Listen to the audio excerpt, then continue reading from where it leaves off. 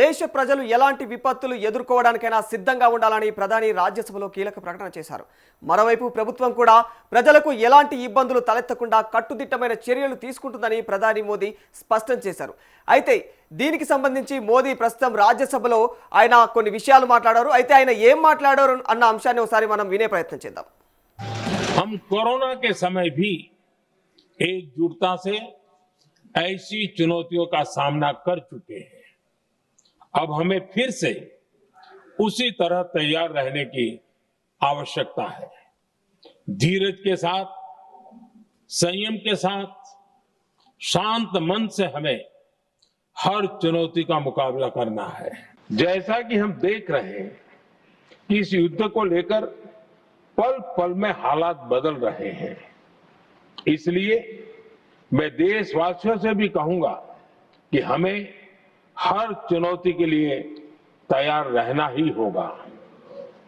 इस युद्ध के दुष्प्रभाव लंबे समय तक रहने की प्रबल आशंका है, लेकिन मैं देशवासियों को भरोसा देता हूं, सरकार सतर्क है, तत्पर है और पूरी गंभीरता से रणनीति बना रही है, हर निर्णय ले रही है।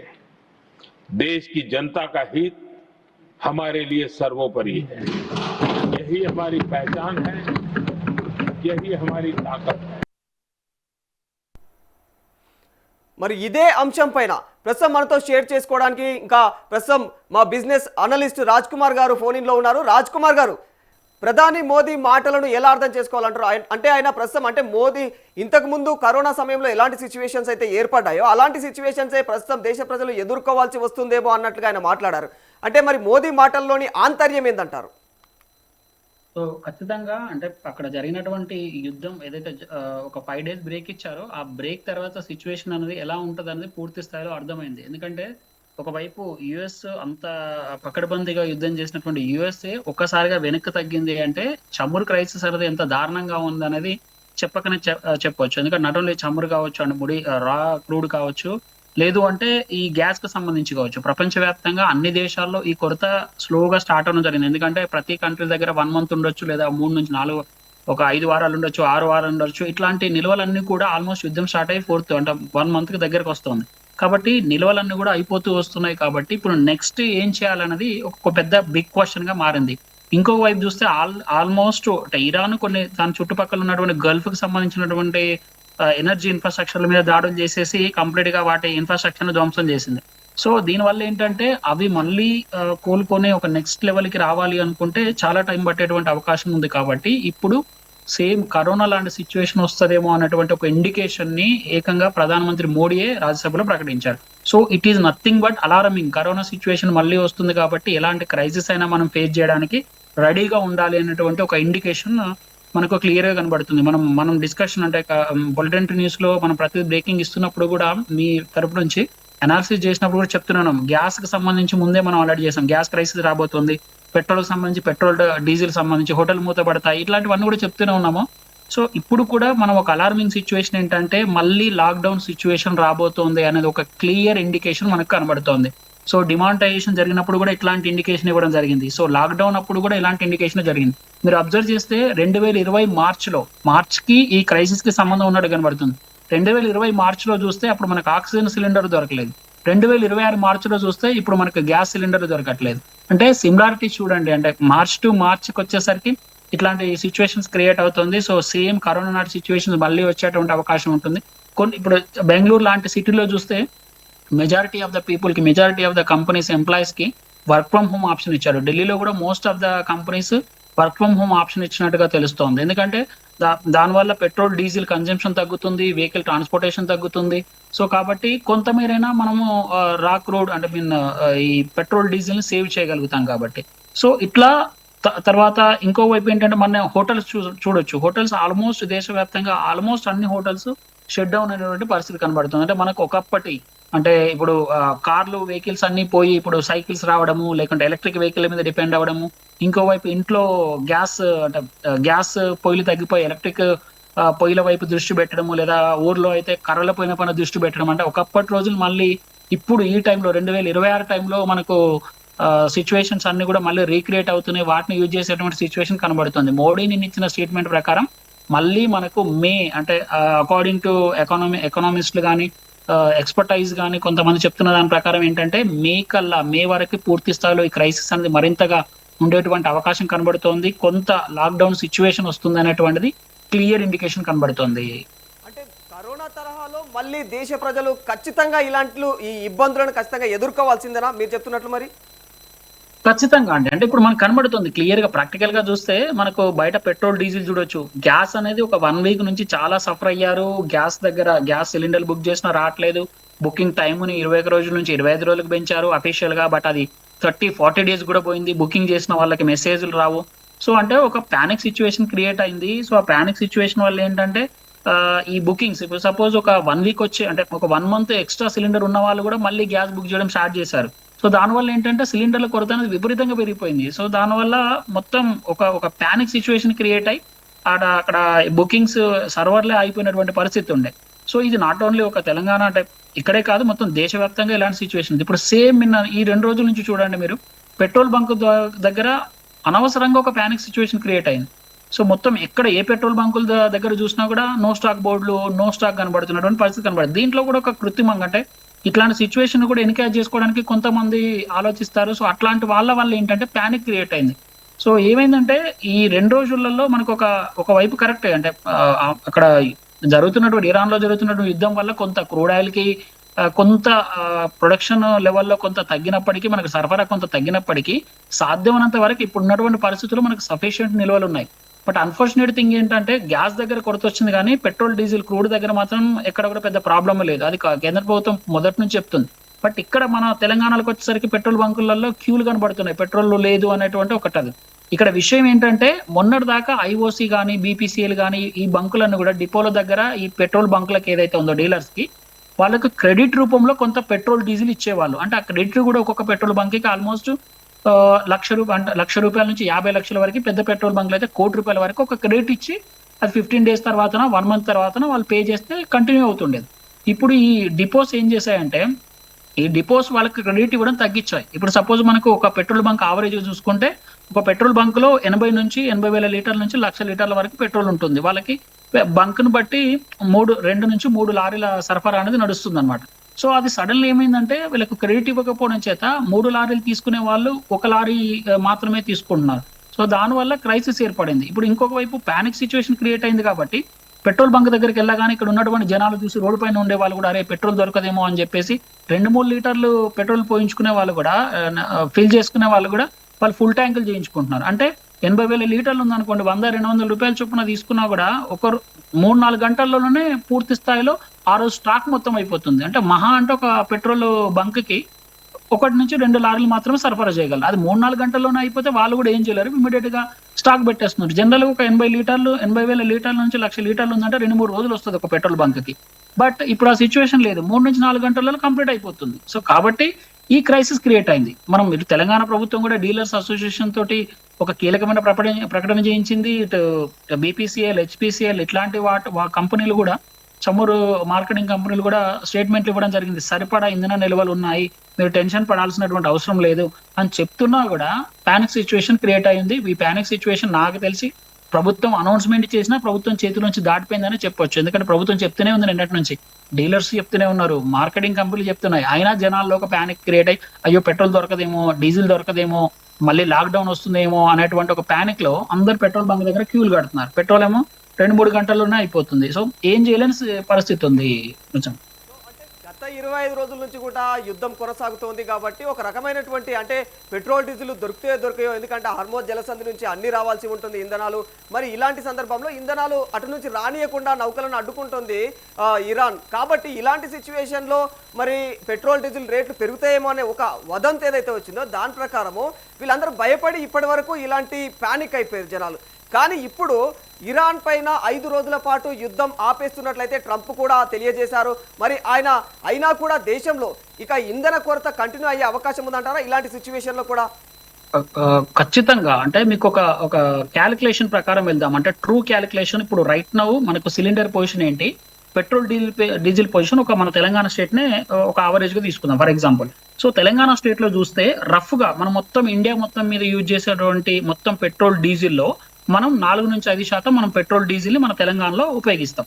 సో దాంట్లో ఏంటంటే సింపుల్ ఏంటంటే ఒక మంత్ కి దాదాపుగా మనము 1,50,000 నుంచి 2 లక్షల టన్నులు అంటే యావరేజ్ గా 70,000 నుంచి 90 లక్షల లీటర్ల పెట్రోల్ ని మనం తెలంగాణలో యూజ్ చేస్తాం. అదేవిధంగా డీజిల్ చూసుకుంటే 1,20,000 నుంచి 1,40,000 1,40 లాక్స్ లీటర్స్ ని పర్ డే మనం ఇక్కడ కన్జంప్షన్ యూజ్ చేసుకుంటాం. ఇప్పుడు ఉన్నటువంటి సరఫరా కూడా ఇంచుమించు దీనికంటే ఇంకొక 2-3% ఎక్కువగానే ఉంది. ఈవెన్ దో ఎక్కువగా ఉన్నప్పటికి కూడా సో మనం అదేంటి రెగ్యులర్ యూసేజ్ లో మనకు 100 పెట్రోల్ ట్యాంక్ లో మనకు ఒక బైక్ పెట్రోల్ ట్యాంక్ లో సపోజ్ ఒక 1/2 లీటర్ ఉంటే మనం ఒక 5 రోజులు వాడుకుంటాం అనుకుంటే ఇప్పుడు అలాంటి సిచ్యువేషన్ లేదు. 1 లీటర్ పెట్రోల్ మన ట్యాంక్ లో తగ్గగానే పెట్రోల్ ట్యాంక్ లో తగ్గగానే వెంటనే వెళ్ళేసి మనం దాన్ని ఫుల్ చేయించుకోవడం జరుగుతుంది. సో దానివల్ల ఏంటంటే ఒక రోజుకు ఉపయోగపడే కన్జంప్షన్ అనేది ఆల్మోస్ట్ డబుల్ అయినటువంటి సిచ్యువేషన్ ఉంది. సో ఇది ఒక క్రైసిస్ కి, ఇది పెట్రోల్ డీజిల్ కి సంబంధించి చూస్తే. ఇప్పుడు గ్యాస్ చూడండి, గ్యాస్ ఎట్లా అంటే మన తెలంగాణలోకి వచ్చేసరికి గ్యాస్ వినియోగము ఆల్మోస్ట్ రోజుకి 2.5 లక్షల సిలిండర్లు మనం ఇక్కడ వాడతాం. దాంట్లో ఒక 86% డొమెస్టిక్ సిలిండర్లు ఉంటే ఒక 14% commercial like hotel, restaurant, industries వాడడానికి. తర్వాత ఒక హైదరాబాద్ లోనే చూస్తే దాదాపుగా 1,00,000 సిలిండర్లను మనం అప్రాక్సిమేట్ గా వాడుకుంటాం అనమాట. ఇప్పుడు మనకు చూడండి ఎల్పిజి రిక్వైర్మెంట్ ఇప్పుడు మనకు ఉన్నది ఏంటంటే 2.5 లక్షలు, 2.1 నుంచి 2.5 లక్షల యావరేజ్ అనుకుంటే ఇప్పుడు ఈ పీక్ స్టేజ్ లో మార్చిలో మనకు 2.35 లక్షల సిలిండర్లని మనం ఆల్మోస్ట్ 2.50 లక్షల సిలిండర్ల వరకు సరఫరా చేస్తుంది కేంద్ర ప్రభుత్వం కమర్షియల్ ఆపినప్పటికి కూడా డొమెస్టిక్ దాంట్లో. అయినా కూడా మనకు అది సరిపోవడం లేదు. మన దగ్గర స్టాక్ కూడా ఆల్మోస్ట్ 10,600 మెట్రిక్ టన్స్ ఉన్నట్టు తెలంగాణ సివిల్ సరఫరాకు సంబంధించినటువంటి డీటెయిల్స్ చెప్తున్నాయి. అంటే దాదాపుగా 7 లక్షల సిలిండర్ల స్టాక్ మన దగ్గర ఉంది. సో ఈవెన్ దో ఇంత స్టాక్ ఉన్నప్పుడు కూడా ఒక ప్యానిక్ సిచ్యువేషన్ క్రియేట్ అయ్యి ఆల్మోస్ట్ 5-10% అదనంగా మనం గ్యాస్ వినియోగాన్ని మనం పెంచుకున్నాం. సో యూజర్ల పరంగా చూసినా కూడా 1.5 యూజర్లు ఆల్మోస్ట్ డొమెస్టిక్ ఉంటే ఆల్మోస్ట్ 7-8 లక్షల మంది కమర్షియల్ సిలిండర్ యూజ్ చేసే వాళ్ళు ఉన్నారు. అంటే చూడండి పెట్రోల్ డీజిల్ కి వచ్చేసరికి పెట్రోల్ మనం ఒక 1,50,000 టన్నులు ఫర్ మంత్ కి యూజ్ చేస్తే అది డీజిల్ కి వచ్చేసరికి డబుల్ అవుతుంది అనమాట. సో అక్కడ ఒక 4-5% పెరిగింది. ఇక్కడ గ్యాస్ సిలిండర్ లో 5-6% యూసేజ్ పెరిగింది. సో ఈ యూసేజ్ పెరగడం వల్ల ఏంటంటే పానిక్ సిచ్యువేషన్ క్రియేట్ అవుతుంది. ఇది కంప్లీట్ కావాలంటే ప్రభుత్వం పూర్తి స్థాయిలో ఒక గట్టి స్టేట్మెంట్ ఇవ్వాల్సినటువంటి అవసరం ఉంటుంది. ఈ స్టేట్మెంట్ ఇస్తే గానీ దీనికి సంబంధించి పూర్తి స్థాయిలో క్లారిటీ వచ్చేటువంటి అవకాశం లేదా పెట్రోల్ బంక్ దగ్గర ఒక 1-2 days అయినా అట్లీస్ట్ పోలీసు వాళ్ళని డిప్లాయ్ చేసి కొంచెం క్లియర్ చేసి టెన్షన్ పడొద్దు అంటూ ప్రకటనలు ఇవ్వడం అట్లాంటివి చేస్తే తప్ప ఈ పానిక్ సిచ్యువేషన్ ఉండదు. వారానికి సరిపడా పెట్రోల్ ని ఒకటే రోజు కన్జంప్షన్ చేస్తున్నారంటే ఇమాజిన్ ఎట్లాంటి పానిక్ సిచ్యువేషన్ క్రియేట్ అయింది. ఇంకోవైపు రాజ్యసభలో మోడీ కరోనాకు సంబంధించిన సిచ్యువేషన్స్ ఉన్నాయి. అప్పుడు మనం చాలా ధైర్యంగా విపత్తును ఎదుర్కొన్నాం. మళ్ళీ అలాంటి సిచ్యువేషన్ వస్తుంది అనేటువంటి ఒక ఇండికేషన్ ఇవ్వడం అనేది కొంచెం జాగ్రత్తగా ఉంటారని తప్ప అలాంటి సిచ్యువేషన్ పూర్తి స్థాయిలో వస్తుందా లేదా అనేది కేంద్ర ప్రభుత్వం దగ్గర ఉంది. బట్ సిచ్యువేషన్స్ అయితే అలా కనబడుతున్నాయి కాబట్టి కొంచెం జాగ్రత్తగా ఉండాల్సినటువంటి అవసరం ఉంటుంది. పెట్రోల్ డీజిల్ కి సంబంధించి కూడా ఇప్పుడే రాష్ట్ర ప్రభుత్వం కూడా ఒక కీలక ప్రకటన చేసింది. మా దగ్గర సరిపడా నిల్వలు ఉన్నాయి, టెన్షన్ పడాల్సిన అవసరం లేదు. క్రెడిట్ కి సంబంధించి కొంత ఏదైతే అంబిక్విటీ ఉందో దానిపైన కూడా మేము క్లియర్ గా డీలర్స్ తో మాట్లాడుతున్నాం కాబట్టి టెన్షన్ పడాల్సిన అవసరం లేదు అని చెప్తున్నారు.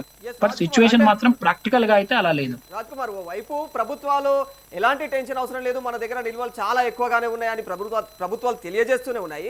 కానీ ప్రజెంట్ రాష్ట్రంలో ఏ పెట్రోల్ బంక్ చూసినా కూడా కిలోమీటర్ల మేర ఇక లైన్స్ కనబడుతూ ఉన్నాయి. మన అందరికీ కూడా క్లియర్ గా మనం చూస్తూనే ఉన్నాం ఎవ్రీడే. మరి నిన్న మొన్న 2-3 days నుంచి కూడా మరి ఇది ఎప్పటికీ ఎండ్ అయ్యే అవకాశం ఉంటుంది ఇట్లాంటి పానిక్ సిచ్యువేషన్? ఇది ఏంటంటే పూర్తిగా గవర్నమెంట్ చేతిలో ఉంటుంది. సో ఇప్పటికే అంటే తమ బాధ్యత అంటే వాళ్ళ బాధ్యతగా తీసుకొని చమురు మార్కెటింగ్ కంపెనీలు ఆల్మోస్ట్ ఒక స్టేట్మెంట్ ఇవ్వడం జరిగింది. పెట్రోల్ డీజిల్ దగ్గర ఎక్కడా కూడా ఇష్యూ లేదని చెప్పేసి ఇటు హెచ్పిసిఎల్, ఐఓసిఎల్, బీపీసీఎల్ ఇవన్నీ కూడా పూర్తి స్థాయిలో ప్రకటనలు చేస్తున్నాయి. Telangana petrol dealers, bunks dealers association, తర్వాత ఈ పెట్రోల్ ట్యాంకర్స్ అసోసియేషన్ కూడా స్టేట్మెంట్లు ఇవ్వడం జరిగింది. ఎక్కడ కూడా ప్రాబ్లం లేదు అని చెప్తోంది. బట్ యు ఆర్ కరెక్ట్ అండి మీరు చెప్పేది. ఎందుకంటే మనం ప్రాక్టికల్ గా మనం టీవీలో వచ్చినా ఎక్కడ వచ్చినా కూడా ప్రాక్టికల్ గా మనం ఏ పెట్రోల్ బంక్ దగ్గరికి వెళ్ళినా కూడా ఐదర్ నో స్టాక్ బోర్డు కనబడుతుంది, లేదు అంటే కిలోమీటర్ల మేర క్యూ కనబడుతుంది. అంటే జనాల్లో పానిక్, అదే చెప్తున్నాను కదా, పానిక్ సిచ్యువేషన్ క్రియేట్ అయింది. కాబట్టి దీన్ని సద్దుమనగాలి అంటే పెట్రోల్ ఒక పద్ధతి ప్రకారం ఒక స్ట్రీమ్ లైన్ చేయాల్సిన అవసరం ఉండేది. కొన్ని పోలీస్ వాళ్ళని అంటే పోలీస్ డిపార్ట్మెంట్ హెల్ప్ తీసుకొని సివిల్ సరఫరాకు సంబంధించిన అధికారులు తనిఖీలు చేస్తూ ఉండాలి. ఎందుకు పెట్రోల్ అయిపోయిందని చెక్ చేస్తూ ఉండాలి. ఇట్లాంటివి తరోగా 1-2 డేస్ కనుక చేయగలిగితేనే కొంత ఉపశమనం వచ్చేటువంటి అవకాశం ఉంటుంది. నిన్న రాత్రి క్రియేట్ అయినటువంటి పానిక్ చూస్తే హైదరాబాద్‌లో ఐ థింక్ మేము అంటే 2, 2 గంటలకి, 3 గంటలకి రోడ్డు పైన వచ్చి చూస్తే పెట్రోల్ బంకుల దగ్గర సో మొత్తం క్యూలు కనబడుతున్నాయి. కిలోమీటర్లు. రాత్రి 2 గంటలకి ఇమాజిన్ ఎట్లాంటి సిచ్యువేషన్ ఉందో. 3 గంటలకి గచ్చిబౌలి ప్రాంతంలో నిన్న భారీ వర్షం పడింది. సో అంటే భారీ వర్షం పడడం వల్ల ట్రాఫిక్ జామ్ అయింది అనుకున్నాం. బట్ అన్‌ఫార్చునేట్ థింగ్ ఏంటంటే పెట్రోల్ కోసం, డీజిల్ కోసం క్యూలు ఉన్న పరిస్థితి కనబడింది. 2, 3 గంటల ప్రాంతంలో కూడా చాలా మంది రీల్స్ చేసి పెట్టడం కూడా చూస్తున్నాం. అంటే 2, 3 గంటల ప్రాంతంలో కూడా ఇట్లాంటి పానిక్ సిచ్యువేషన్ ఉందంటే గవర్నమెంట్ కూడా ఇవాళ పొద్దున్నే ఉదయం రేవంత్ రెడ్డి ముఖ్యమంత్రి గారు సమీక్ష చేయడం జరిగింది. దానికి సంబంధించి కొంత స్టేట్మెంట్ ఇచ్చారు. ఈవెన్ దో ఖచ్చితంగా దీన్నైతే బేరబుల్ కాదు. ఖచ్చితంగా ప్రభుత్వం ఇనిషియేటివ్ తీసుకోవాలి. సివిల్ సప్లై డిపార్ట్మెంట్ ఇనిషియేటివ్ తీసుకోవాలి. పెట్రోల్ బంక్ డీలర్స్ అసోసియేషన్ కూడా ఇనిషియేటివ్ తీసుకొని కనుక క్లియర్ ప్రకటనలు ఇచ్చి పెట్రోల్ బంక్స్ దగ్గర వాళ్ళకి సంబంధించినటువంటి ఎంప్లాయీస్ ని పెట్టి వాళ్ళకి సంబంధించి వాళ్ళ అవేర్నెస్ క్రియేట్ చేస్తే తప్ప ఈ పానిక్ సిచ్యువేషన్ ఉండదు. ఇప్పటికీ స్టిల్ మనం గ్యాస్ కి సంబంధించి వారం రోజులు ఫైట్ చేసాం, 15 రోజులు ఫైట్ చేసాం. ఇప్పుడు గ్యాస్ దగ్గర క్యూ ఉంది కాబట్టి ఉన్న పరిస్థితులను అర్థం చేసుకుంటూ వెళ్తున్నాం. కాబట్టి సేమ్ ఇలాంటి సిచ్యువేషన్ ఇంకొక వారం పోతే ఆల్మోస్ట్ పెట్రోల్ దొరకకపోతే దొరికిన వాళ్ళు బండ్ల మీద వెళ్తారు, దొరికిన వాళ్ళు ఇంట్లోనే బండ్లు పెట్టుకొని కూర్చోవలసినటువంటి పరిస్థితి వచ్చేటువంటి అవకాశం కనబడుతుంది. బట్ గవర్నమెంట్ మాత్రం రెస్పాన్సిబిలిటీ తీసుకుంది, ఇంకా తీసుకోవాల్సినటువంటి అవసరం ఉంది. అపోహలు తొలగించాలి, మీడియా ద్వారా కూడా విజ్ఞప్తి చేయాలి. ఇట్లాంటివి చేస్తే కొంత అంబిగ్విటీ తగ్గేటువంటి అవకాశం ఉందండి. అంటే గ్యాస్ కొరత కారణంగా ఇప్పటికే చాలా హోటల్స్ కావచ్చు, హాస్టల్స్ కావచ్చు, ఇవన్నీ కూడా మూతపడ్డాయి రాజ్ కుమార్, మీకు తెలిసింది అది. కానీ మరి పెట్రోల్, డీజిల్ నో స్టాక్ తో ప్రస్తుతం కొనసాగుతున్నటువంటి ఈ క్రైసిస్ వల్ల ఏ రంగాలపైన ఎఫెక్ట్ ఎక్కువగా పడే ఛాన్స్ ఉందంటారు? ఎగ్జాక్ట్లీ అండి. ఇప్పుడు మనం అంతకుముందు గ్యాస్ యుద్ధం అంటే ఫిబ్రవరి 28 కి యుద్ధం స్టార్ట్ అయినప్పుడు చూసాం సిచ్యువేషన్స్. అంటే చాలా వరకు కూరగాయల ధరలు మీకు తెలుస్తూనే ఉంటాయి. మార్కెట్ కూరగాయల ధరలు పెరిగిపోతున్నాయి.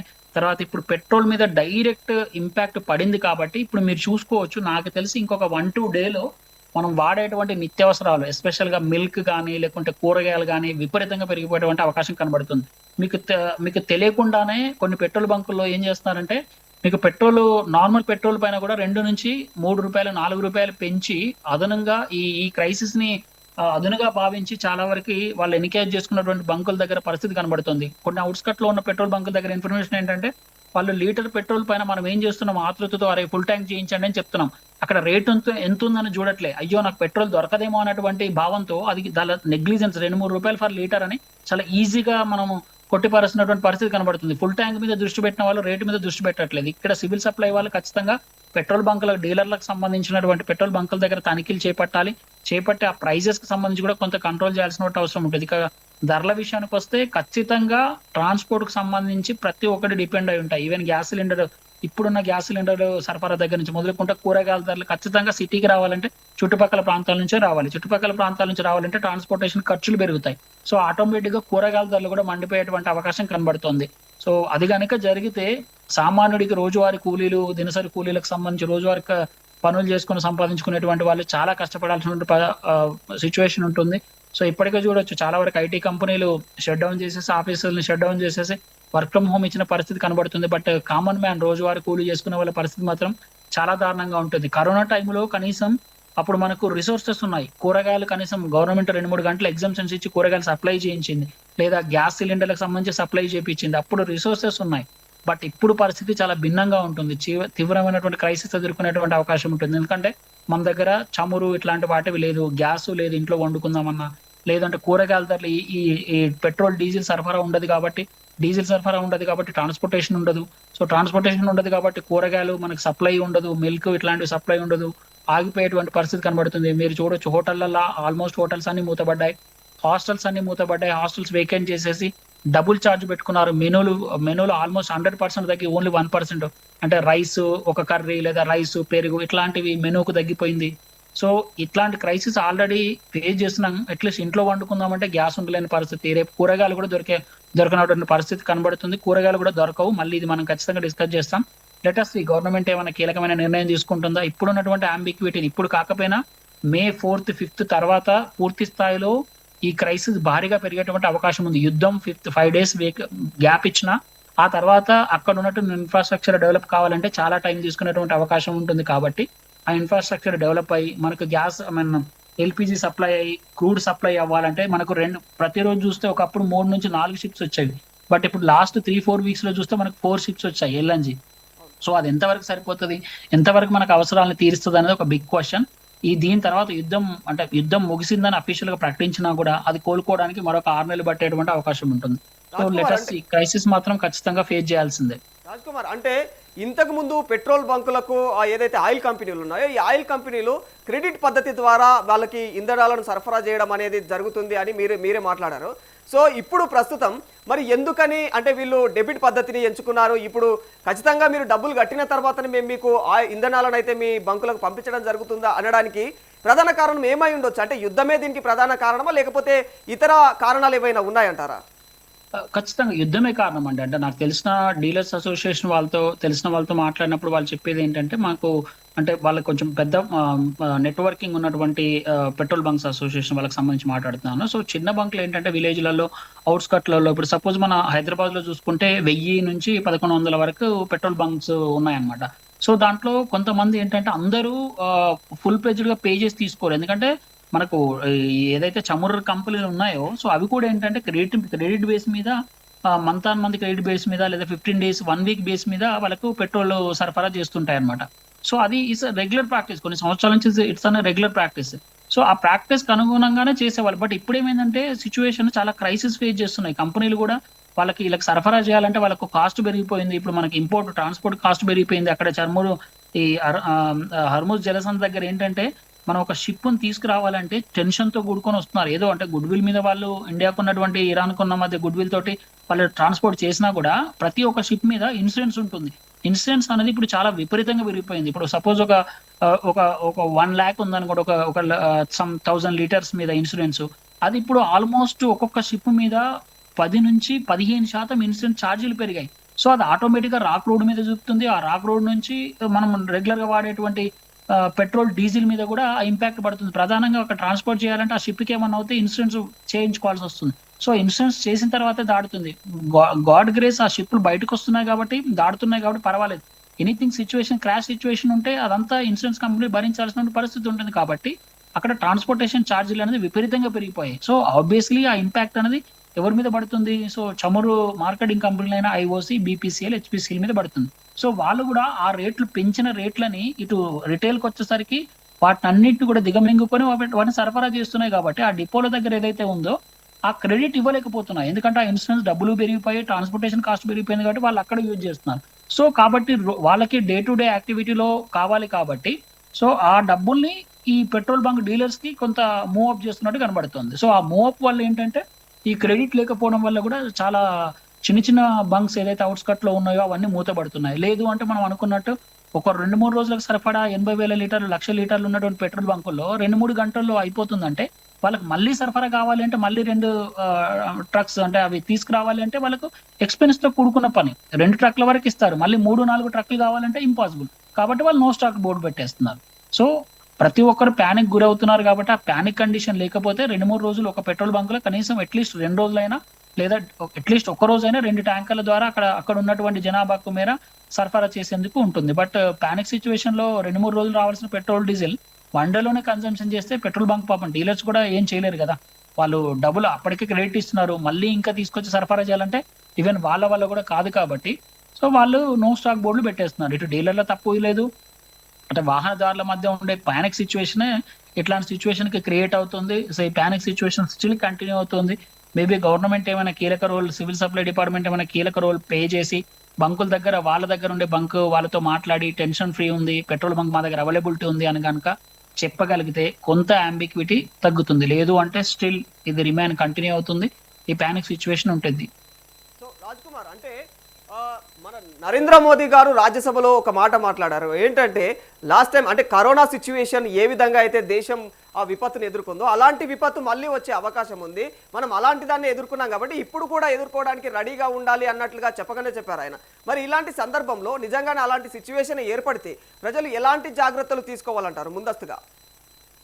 సో ముందస్తుగా అంటే ఇప్పుడు ఉన్నటువంటి సిచ్యువేషన్ లో ప్యానిక్ గురవ్వకూడదు. అంటే మనం కూడా అంటే యాజ్ మీడియా రెస్పాన్సిబిలిటీ లాగా ఏంటంటే ఇప్పుడు మనం ప్యానిక్ క్రియేట్ చేస్తే ఏమవుతుందంటే అరే రేపు కరోనా వచ్చేటువంటి సిచ్యువేషన్ ఎట్లా ఉందో అట్లాంటి సిచ్యువేషన్కి వస్తుంది అని చెప్తే కూరగాయలు కొనుక్కునే వాళ్ళు అంటే ఇంట్లో నిల్వ ఉండేటువంటి కూరగాయలు ఎక్కువ తీసుకుంటారు, పప్పులు ఉప్పులు ఇట్లాంటివి ఎక్కువ కొనుక్కునేటువంటి సిచ్యువేషన్ ఉంది. సో ప్యానిక్ సిచ్యువేషన్ అయితే క్రియేట్ చేయకూడదు అనేది మీ పొలిటెంట్ ద్వారా చెప్తున్నాము. సో మీరు కూడా రెస్పాన్సిబిలిటీ జర్నలిజం లో ఉన్నారు కాబట్టి మీరు చెప్తున్నారు. పానిక్ సిచ్యువేషన్ కి గురి కాకుండా ఉండి యాజ్ ఇట్ ఈస్ ఇప్పుడు ఎట్లాంటి సిచ్యువేషన్ ఉన్నామో దాన్ని కొంత డైజెస్ట్ చేసుకుంటూ వెళ్లాల్సినటువంటి పరిస్థితి ఉంటుంది. గవర్నమెంట్ కూడా ఒక అష్యూరెన్స్ ఇవ్వాలి. అంటే గవర్నమెంట్ ఏంటంటే ఒక ఇండికేషన్ చెప్తోంది కాబట్టి దానికి అనుగుణంగా మన ఫుడ్ వేస్టేజ్ ని కానీ ఇట్లాంటి వాటిని కొంచెం కంట్రోల్ చేయాలి.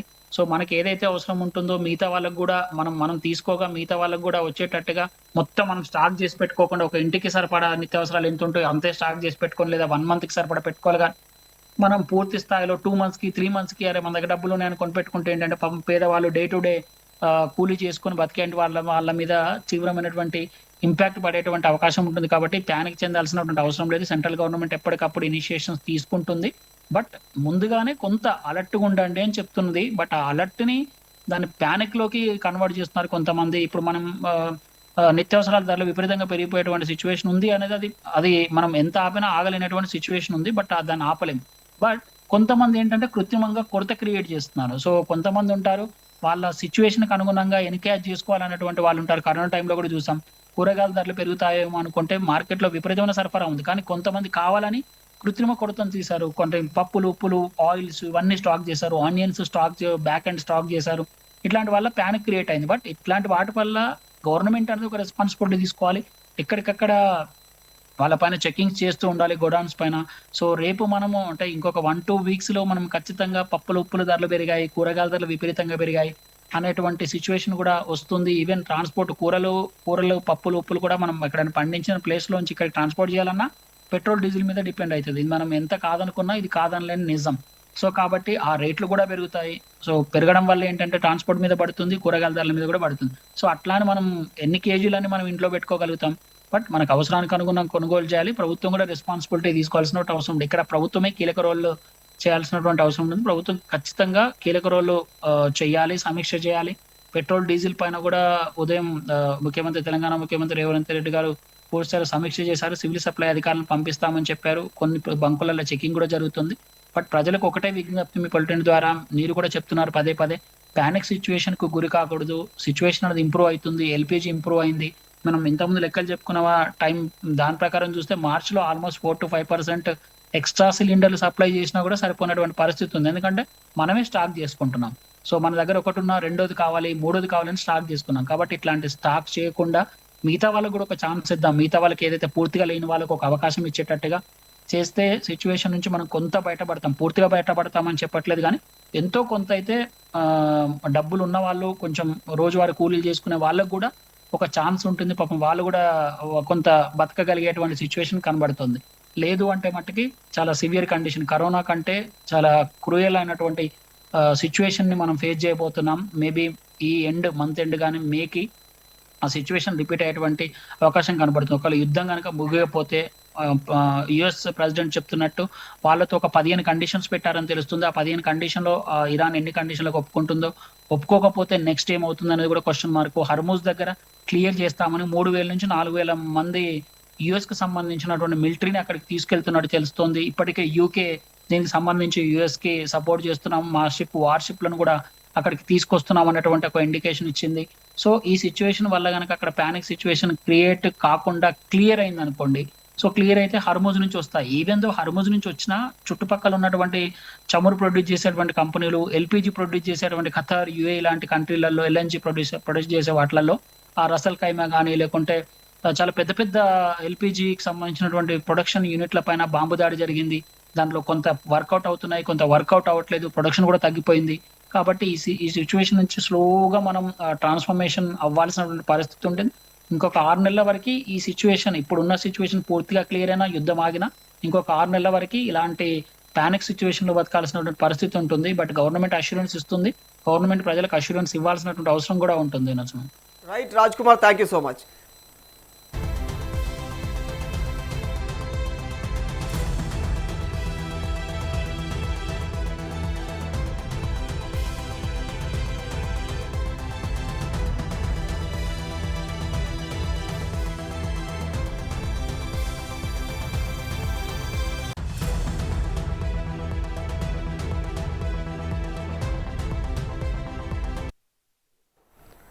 ఎస్, అమెరికా ఇజ్రాయెల్ సంయుక్తంగా ఇరాన్ పైన విరుచుకుపడుతున్న వైనం కనిపిస్తూ ఉంది. మరి ఇక ఏదైతే 25 రోజులుగా కూడా యుద్ధం భీకర స్థాయికి చేరుకుంది. ఇక మిసైళ్లు, డ్రోన్లు, రాకెట్లు, ఆధునిక యుద్ధాలతో మొత్తం ఇరాన్ పైన యుఎస్ ఇజ్రాయెల్ దాడులైతే ఏకదాటిగా అటాక్ చేస్తున్నాయి. మరోవైపు ఇరాన్ సైతం ఏమాత్రం తగ్గకుండా ఇక దానిపైన ప్రతీకార దాడులను కొనసాగిస్తూనే ఉంది. మరి ఇదే క్రమంలో ముఖ్యంగా హర్మోజ్ జలసంధి ఏదైతే ఉందో హర్మోజ్ జలసంధిని క్లోజ్ చేసి ప్రపంచ దేశాలకు చమురు సరఫరా కాకుండా చేసి అగ్రరాజ్యం పైన ఒత్తిడి తెచ్చేలా కూడా ఇరాన్ బిగ్ ట్విస్ట్ ఇచ్చిందని చెప్పుకోవాలి. ఈ క్రమంలో ఇటీవల 5 రోజుల పాటు యుద్ధంకు విరామం ఇస్తున్నట్లయితే డొనాల్డ్ ట్రంప్ ప్రకటించారు. అంతేకాకుండా దీనిపైన ఇరాన్ సైతం కౌంటర్లు వేస్తూ ఉంది. ఈ క్రమంలో దేశంలో ఎల్పీజీ కొరత, ఇక చమురు కొరతలైతే తీవ్ర స్థాయికి చేరుకున్నాయని చెప్పుకోవాలి.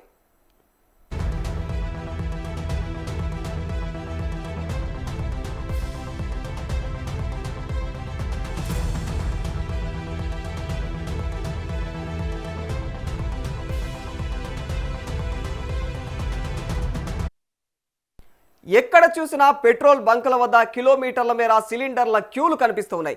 అంతేకాకుండా పలు చోట్ల బంకుల దగ్గర నో స్టాక్ బోర్డులు సైతం కనిపిస్తున్నాయి.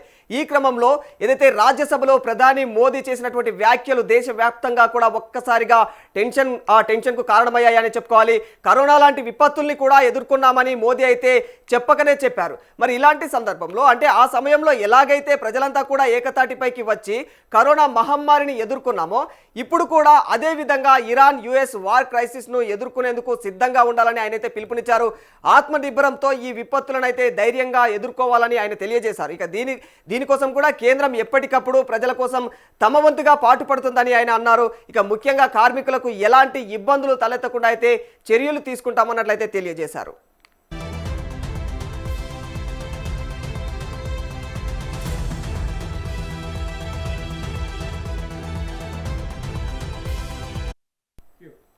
ఈ క్రమంలో రాజ్యసభలో చేసినటువంటి ప్రకటనతో జనాలలో టెన్షన్ వాతావరణం నెలకొందనే చెప్పుకోవాలి. ఇక మరొకసారి లాక్డౌన్ లాంటి విపత్తులు ఎదుర్కోవాల్సి వస్తుందా, సానుకూలమైనటువంటి అంటే ఏవైతే సామాన్యుల కొరత కావచ్చు, లేకపోతే ఇంధనం దొరక్కపోవడం కావచ్చు, రోడ్ల మీద నిర్మానుష్య పరిస్థితులు కూడా ఇవన్నీ మరలా మనం అందరం కలిసి ఎదుర్కోవాలా అంటూ జనాలైతే ఓవైపు భయాందోళనకు గురవుతున్నారు.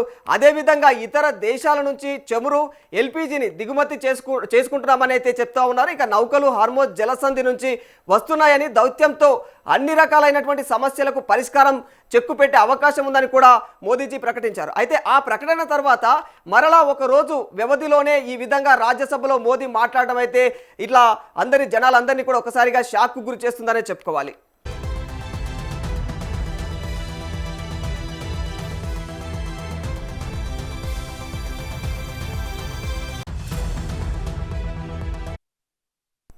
ఇక ఇలాంటి సిచ్యువేషన్లో నిత్యావసరాల రేట్లు ఒక్కసారిగా పెరిగిపోతూ ఉన్నాయి. ఇక పలు చోట్ల కావాలని ధరల రేట్లను కూడా పెంచి మరీ నిత్యావసరాల వస్తువుల్ని విక్రయిస్తూ ఉన్నారు. మరి ఈ క్రమంలో ప్రధాని మోదీ ప్రకటన పైన దేశంలో తీవ్ర రాజకీయ దుమారంతో పాటు జనాల్లో కూడా ఒక రకమైనటువంటి పానిక్ సిచ్యువేషన్ ఏర్పడిందని చెప్పుకోవచ్చు.